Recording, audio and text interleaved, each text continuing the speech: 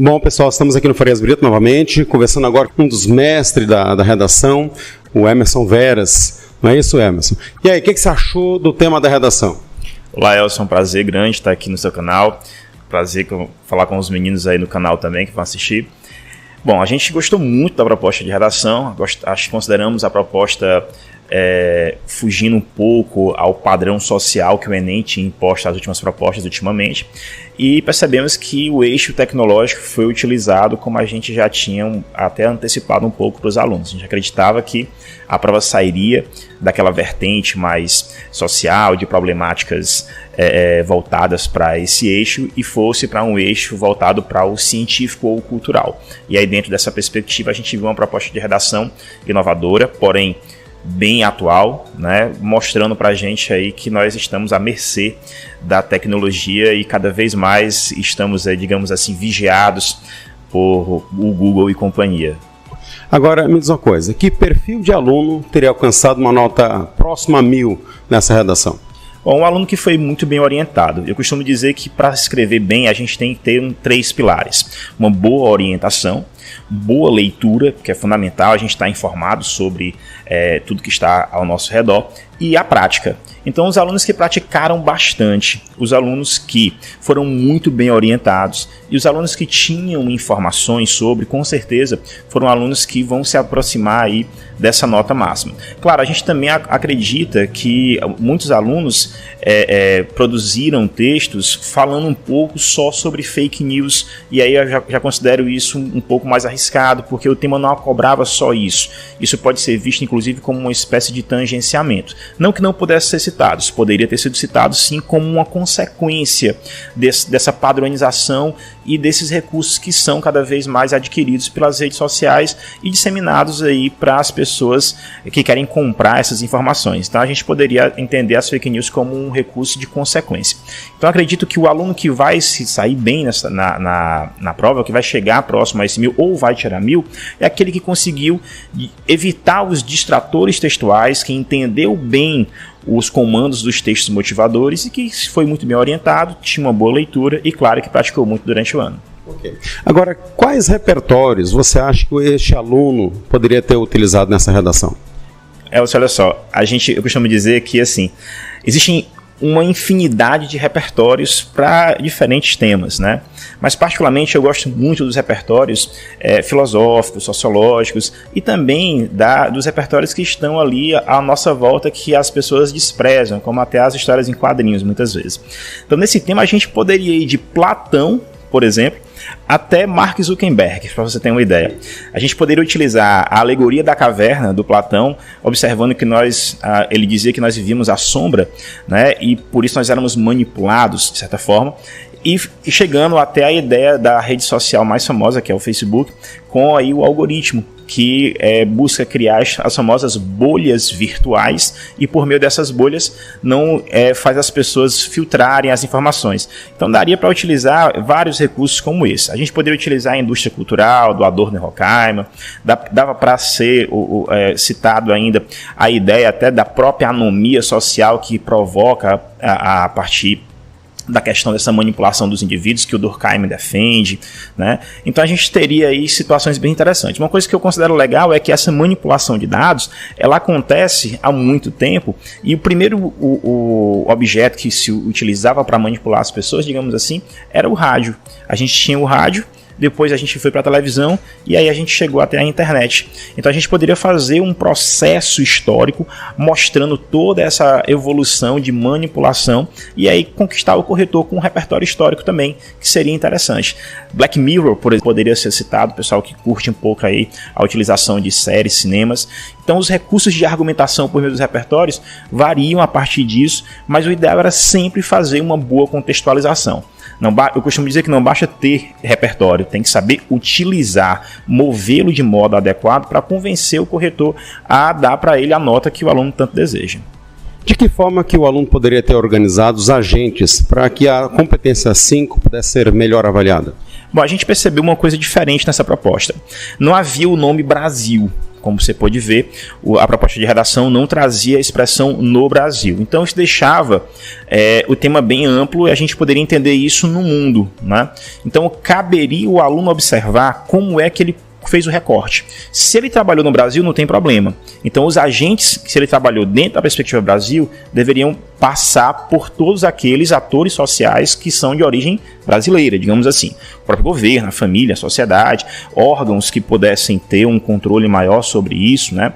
Mas se ele trabalha a nível internacional, então ele deveria observar órgãos de nível internacional também, né? Eu costumo dizer para os meninos que o que basta a gente ter para conseguir 200 pontos na proposta de redação, com relação à proposta de intervenção, a gente vai entender que apenas um agente é suficiente, desde que ele esteja completo, com todos os seus elementos, né? Mas daria para o aluno utilizar aí organizações internacionais, fazer uma frente colaborativa com diversos setores, a mídia, por exemplo, o governo e o próprio indivíduo, né? Essa mídia dentro das organizações, aí, criar uma espécie de órgão que pudesse fazer o monitoramento ou uma espécie de fiscalização, como já existe, por exemplo, aqui no Brasil, com as chamadas agências reguladoras. Então poderia haver dentro das próprias redes sociais uma espécie de agência reguladora que pudesse, digamos assim, fiscalizar toda essa informação.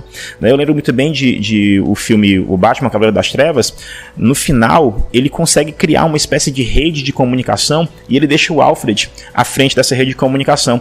E o próprio Alfred diz assim, olha, é muita informação, é muito poder para um homem só. Isso aqui não pode ficar na mão de ninguém. E ele destrói isso ao final. Da mesma forma que eu entendo essas informações coletadas pelas redes sociais. É muita informação na mão de pessoas que podem, sei lá, desencadear talvez até uma guerra. Então, a gente entende que tanto os agentes nacionais como os internacionais seriam relevantes para utilizarem da redação, dependendo do projeto de texto que o aluno havia colocado. Eu sugiro apenas um agente, mas ele poderia ter colocado 2 agentes, dependendo de como é que ele se organizou discutindo aí a problemática. Emerson, eu também sei que você faz um trabalho paralelo aí ao Farias Brito, né? Você faz um trabalho bastante elogiado aqui no Farias Brito, mas você também mantém um curso de redação, né? Inclusive você é escritor, você lançou um livro, né, há algum tempo atrás e relançou uma nova edição, não é isso? Gostaria de falar um pouquinho sobre esse assunto? Vamos lá, eu tenho aqui em Sobral um curso de redação chamado Escrever Deveras, que inclusive está com as matrículas abertas aí, os alunos quiserem fazer a inscrição para o Escrever Deveras do próximo ano. As inscrições são todas online. A gente coloca o link de inscrição na descrição, tá? O curso de redação, ele hoje é fundamental para os alunos que pretendem ver a redação como uma arma, né? Como um recurso a mais para a aprovação. A gente entende que ela é quem equilibra a balança na hora da divisão e conquistar assim a média. Então a gente criou o Escrever Deveras há 1 ano. Primeira turma a gente teve aí pouco mais de 70 alunos e eles tiveram notas de excelência, né, durante esse primeiro curso. Este ano de 2018 a gente teve 2 turmas, então a gente chegou a um número de aproximadamente 150 alunos que também desempenharam excelentes provas, fizeram já outros vestibulares, conseguiram aprovação. Estamos aguardando o resultado do Enem agora, mas é uma atividade que a gente desempenha como um aprofundamento, como um acompanhamento a mais além aqui do Farias Brito. Aqui no Farias Brito a gente dá uma base bem aprofundada, né, muito boa, e o Deveras ele só complementa esse trabalho que a gente faz aqui no Farias Brito. O curso ele tem funcionamento de 3 meses, e são 3 vezes por semana, segunda, terça e quarta-feira. O aluno ele tem aula na segunda-feira e atendimentos de correção terça e quarta-feira. E além disso a gente tem uma plataforma de correção online, que é o Escrever Deveras Online, que também recebe correções aí, textos dos meninos enviados via celular, via foto, para que a gente possa apresentar aí uma perspectiva legal. E um complemento disso tudo é este livro aqui, tá? O Redação Modelo Enem, que está na sua 2ª edição agora. A primeira edição a gente fez 1000 livros, vendemos os 1000 livros, graças a Deus. E agora a 2ª edição a gente fez mais 1000 livros, já temos 500 vendidos. E se Deus quiser, agora depois do Enem, aí muita gente vai adquirir esses outros 500 que estão aqui. A gente pode colocar o link aqui na descrição para comprar esse livro? Pode, a gente pode deixar aqui o link na descrição. Hoje a gente está fazendo a venda apenas pelo direct do Instagram, do Edeveras Oficial, né, @Edeveras Oficial, porque, por incrível que pareça, o nosso site ele foi hackeado. Eles hackearam o nosso site e infelizmente não deu para a gente dar continuidade. Mas eu pretendo voltar o site para o próximo ano. A gente vai estar desenvolvendo, inclusive, uma nova plataforma para somar aí. Mas por enquanto a gente está vendendo ele pelo Instagram, tá? O custo do livro hoje é R$ 65,00 e o frete é gratuito para qualquer lugar do Brasil, né? Então, se você quiser adquirir, não perca essa oportunidade. Só para a gente finalizar aqui, eu sei que você trabalha aqui já há algum tempo no Farias Brito e eu conheço a proposta, ela é muito boa, né? Fala a verdade, é um privilégio o aluno estudar aqui, não é isso? Com certeza, o Farias Brito tem mais de 80 anos de tradição, uma escola de excelência, reconhecida internacionalmente pelos seus resultados de Olimpíadas internacionais e nacionalmente pelos resultados que apresenta cada ano para o Enem.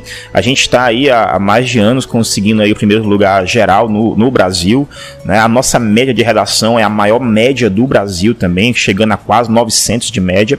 Então a gente fica muito feliz por fazer parte dessa equipe. Eu estou aqui há 10 anos hoje na escola, vou completar 11 anos agora em fevereiro, e a gente só tem a somar com toda a equipe de linguagens que faz parte aqui da organização. E você que pretende, né, cursar, fazer um vestibular e ter resultados satisfatórios, venha fazer parte do time Farias Brito. As matrículas também estão abertas e a gente está com preparação tanto presencial como a preparação online, porque nós também temos o UFB Online, uma proposta que agora foi lançada ano passado e que já tem uma adesão bem significativa. Você pode levar, digamos assim, os professores do Farias Brito para sua casa. Então, muito obrigado então, viu, cara? Até mais então. Valeu, obrigado pelo convite, um abraço a todos vocês e sucesso.